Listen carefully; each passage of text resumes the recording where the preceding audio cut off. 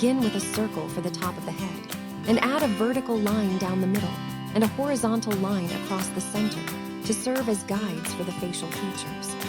Zoro has a sharp, angular face, so extend 2 slightly curved lines downward from the sides of the circle to create the sides of his face, connecting them at the bottom with a pointed chin. Keep the jawline well defined, as Zoro's face is strong and masculine.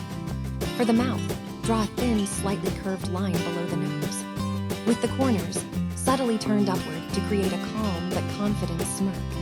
After completing the facial features, move on to Zoro's signature spiky green hair.